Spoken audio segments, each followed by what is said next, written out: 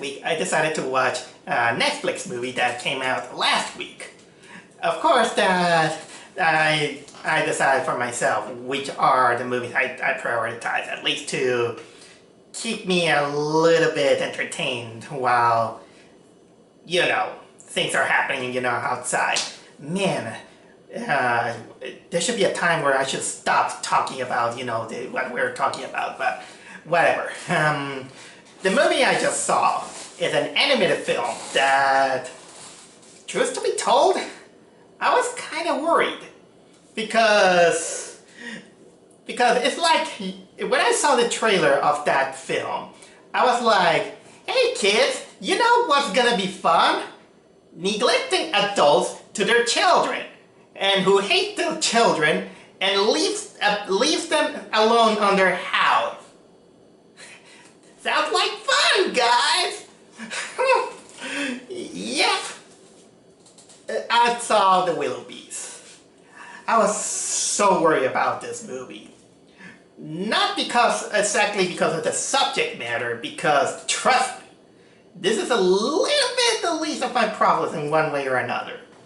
The thing is that when I saw the trailer, yes, the subject matter is uncomfortable at best.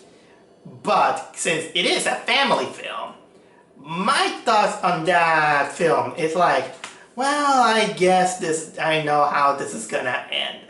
This is gonna end by showing the movie that with the power of family values, everything's gonna be solved and everyone's gonna be one happy family. Look, when you grow up, you will realize that sometimes not every children can be lucky. Sometimes they can come up with the worst kind of parents that you could get to. When you think about it in a perspective on sociology and social interactions, that boils our brains and boils our anger, knowing that these kind of people exist. And I know that there are movies, family-friendly movies, that they show that, but one of the things that kind of worries me is that sometimes they take the situation a little bit too lightly, and although not all the cases. And for a movie like that, I thought that maybe I'm gonna get this kind of movie. Well, but either way, I'm still intrigued by the kind of animation that it had. So I gave myself my time to watch it, actually today. And you know what? This movie is pretty good. Yep, I'm gonna say that the Willoughbys is pretty good for a Netflix exclusive movie. So much that it feels criminal that it's on Netflix. This movie should be a theatrical release. Oh, wait. You know what? Never mind.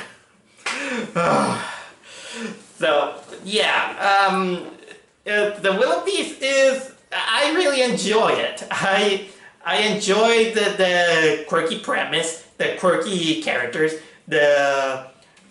well, quirky is kind of like the biggest thing that this movie has, but what I like about this movie, to put it on short, is that, well, it does sugarcoat some of the things that happen in this movie to make it, you know, a cartoon.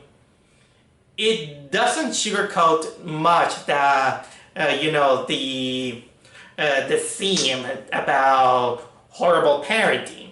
Yeah, even though it isn't in cartoonish ways, because in one extreme it's gonna get so uncomfortable that you don't even want to watch it, but in the other extreme it's so cartoonish that you can tolerate it, but still, no matter which extreme you go, it doesn't lessen the blow. But that's all I have to say about the summary about this movie. So I really should focus right now to talk to you about the elements that this movie has, in which why I highly recommend you to watch the Willoughbys. So what are the Willoughbys? Well, I heard that it's based on a book. It's about this family, and the movie centers on on the Willoughby children, who is composed by the eldest child named Tim. He's voiced by Will Forte. The middle child, who is the kind of who is voiced by her name is Jean, but she's played by Alyssa Cara, and the Barnaby twins, played by Sean Cullen. These kids live a very, very miserable lives with their parents, named father and mother, respectively played by Steve Martin and, what was it again? Jane Krakowski. The way they're neglected is that these parents, they love each other to the point that it is extremely mushy. They only have eyes for each other. They spend the time kissing, knitting for themselves, and everything, but they neglect their children. They don't feed them. They yell at them. They always tell them that they should never exist. They punish them by sending them locking them up on a cold basement. So pretty much, yeah, those are really, really horrible parents. And so the children, thank God that they're cartoons, they had to fend for themselves. And at this point, you really notice the personality of the four children. Like, for example, the eldest kid, Tim, he's paranoid. He firmly believes that his parents are damaging the name of the Willoughbys, because for generations the family was actually adventurers, and they are proud, and of course they have this pink mustaches, which is technically kind of, let's say that is a trademark of the Willoughbys, that all of them, even women, have pink hair and pink mustache. It's almost like, it's funny that it is a pink that is very similar to the pink from Colors Out of Space. And I saw that movie last week, and so it's kind of hilarious. Then we also have Jean. She's kind of like the hopeful middle child. She's daring, she's adventurous, and she does what she does to survive, even though it puts her brother into a pickle. And then the Barnaby twins, who they consider them weird. They're kind of like these children who they share thoughts, they share likings. They have the kind of like this. They talk like this, and it's, like kind of like robotic. But they're of course boy geniuses that they even know how to build up contraptions. And there is something like a cute detail in which each of them share kind of like a sweater. Well, in one shot you can see one of them wearing a sweater and the other doesn't. And once in a while they keep exchanging the sweater between each other. That's kind of cute. And and the whole story is narrated by the Willoughby's cat, who is voiced by Ricky Gervais. So basically this is the premise of the story. So how the story kicks in. Well, the story kicks in because one day by the Willoughby's house, a baby is abandoned, in which mostly it's Jane Willoughby picks the kid. But of course the kid is discovered, the baby is discovered by the parents, who they kick them out of the house until they get rid of the orphan. By the way, the little baby, who he's kind of looked like a plum with plum colors. I'm sorry. It is really hyperactive to the point that whenever it moves, it kind of looks like a demonic possession.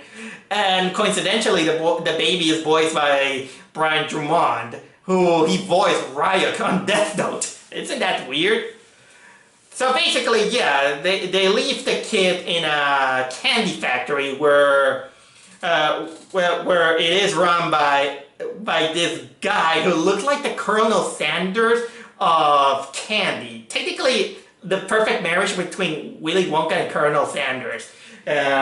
He's voiced by Terry Crews. And because of that, the children are the children then get the inspiration, saying that, you know what, our parents, they don't like us, so you know what, let's get rid of them. We're gonna turn ourselves into orphans. So yeah, they decided that no, they're not gonna kill them. Although the movie implied that they're gonna kill the parents, but no, this is not a horror movie. At least they decided to build a pamphlet that is gonna lead the parents to this big, great vacation, but very, very dangerous vacation around the world. But best of all, no kids. So the parents leave, and the children finally have the house for themselves. That is until they realize that they've been left out with the cheapest nanny the parents could get them, because, well, the parents, they only want to keep the children as accessories instead of, children. In a way, you might think that the movie will go into the direction that they're gonna have to get rid of a nasty nanny, but no. You're gonna see that the nanny has really, really good intentions. She's really nice. She really treats the children, like how they deserve. And she's also voiced by Maya Rudolph. Imagine that. Imagine that. So basically it's from that point that the movie kind of turns into a tender movie about the nanny, the relationship with the nanny with the children. If we focus, of course, on the character of Tim, who, because he's the eldest, he's technically also the one who has the most of the brunt of the parents, so much that he grows paranoid and kind of distrustful of adults and anything else. And well, let's say that to make it short, it involves the children, it involves the candy factory, and also it involves the kind of like a diverse organization that they kind of look like Men in Black, but that's basically the least I could say about the story without revealing too much, because, well, nobody likes a spoiler, and I think I recommend this movie enough to go watch it. Now I'm going to talk to you about some elements about the movie. First of all, you know me that sometimes when I talk about animation, especially when it's about Disney, I don't tend to talk the details about the animation because, well, normally in a professional movie, it's basically a given. You're gonna always say that it's a great animation, it's good animation, but most of the time when there's something that I want to mention because of some certain detail, I tend to talk about it. This movie is no exception because aside that the animation is really good, I really like the stylized that it goes to. Because I couldn't see it on a big screen to tell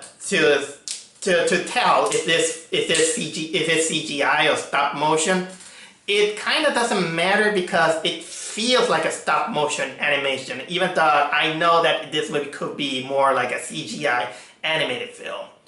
Because the textures are, first of all, the designs and the textures are really good. You can tell that, especially when there are some textures that it kind of show that, for example, the hair looks like robes, or some of the smoke details is kind of like lint but colorized. That makes it really, really stylized. And also, the way the characters move, they don't go exactly for the smooth animation. Sometimes you're going to see some choppiness in it, but in a stylized way. So it makes them feel more kind of like claymation animation for amateurs, but in a way with its charm. So you're going to notice that sometimes some of the movement, you can miss some frames, but they do it on purpose to make it feel like something else, and that's something that I kind of admire of how this movie went to this. And also, there's no denying that the character designs and some of the design of some of the places, they look really, really good. Sometimes they're exaggerated. For example, the Colonel Sanders of the Chocolate Factory.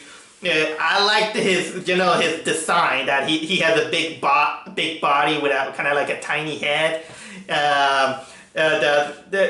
The social workers, they made them look like Men in Black, and that's kind of hilarious. I like the design of the children. Mostly that. Another thing that I want to talk about the movie is that, like I said, they handled the theme of finding your family in contrast to repulsive families. Yeah, they touch it upon with the quirkiness that it does on cartoon, but at the same time, it acknowledged that sometimes it's not exactly a solution that it magically can be solved in one night. And the only thing I will say is that it kind of almost goes through that route, but it throws a big curveball, which kind of makes me gain my respect to this movie. And like, I gotta admit, yeah, some of the moments are really touching. I like that the movie does indeed, well, it does focus on the Willoughby children. The movie mostly center on the dynamic of the eldest child, Tim, because again, he's the eldest child, and as the eldest child who learned about his family, and he admires what his older generation did and how they're recognized, and he wants to be known and recognized as what, like he said, a Willoughby. But unfortunately, of course, he had to take the brunt from his neglectful parents, and also being the lightning rod from sometimes the naughtiness that his other siblings do. Even though the other siblings, well, they mean well, of course, but they're sometimes a little bit naive in their own ways, which also leads to the naivety of the children, which is technically really charming. You see them how they don't know much about the outside world, and in a way it's both scary and at the same time alien, and which brings him, of course, with the dynamic with the nanny. The nanny she's really likable. It's not exactly kind of like Mary Poppins, which I'm glad they didn't go to that route. It's more like, for example, there is a moment in which you begin to hear the backstory of that nanny, and she is technically kind of like a hard worker and a woman that is really prepared, and also with a good sense of responsibility, which again makes her really likable. And I'm glad that they didn't mush it up, despite that this movie is gonna have a lot of candy, a lot of rainbow colors in some parts, although it's not as excessive or teeth-breaking like the Trolls World Tour. So it is perfectly, let's say that is kind of like my cup of tea. And with that, I'll say that I will shut up and just recommend you to watch the Willoughbys. Because when you think about it, it's kind of hard for me to tell some things to dislike about this movie. Well, let's raise this ego a little bit down.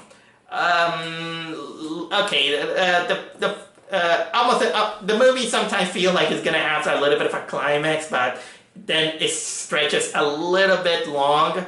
So that is technically a little bit of a negative to not overhype it, let's say.